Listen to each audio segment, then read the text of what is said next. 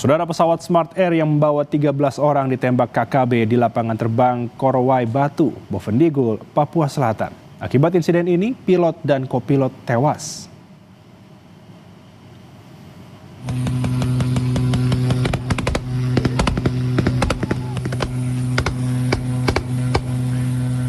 Puluhan anggota Satgas Damai Kartens mengamankan Bandara Korowai Batu pasca kelompok kriminal bersenjata menembaki pilot dan kopilot Smart Air hingga tewas.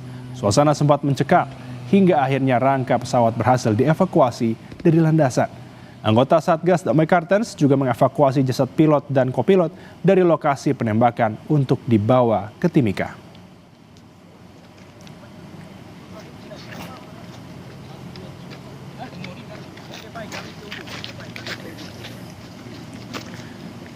Satgas Damai Kartens juga berhasil mengevakuasi jasad pilot dan kopilot pesawat Smart Air.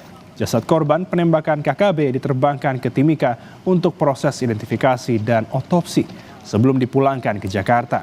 Satgas Damai Kartens menduga pelaku penyerangan pilot dan kopilot adalah kelompok kriminal bersenjata Yakuhimo.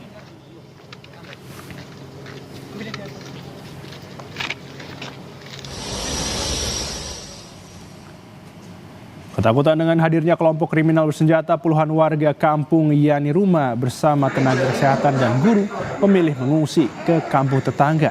Untuk menjamin situasi keamanan di kampung Yaniruma saat ini, sejumlah anggota TNI Polri bersiaga di sana untuk memberikan jaminan keamanan kepada masyarakat. Pasca penembakan terhadap pilot dan kopilot, aktivitas penerbangan menuju Bandara Korowai Batu juga dihentikan sementara hingga kondisi benar-benar dinyatakan aman.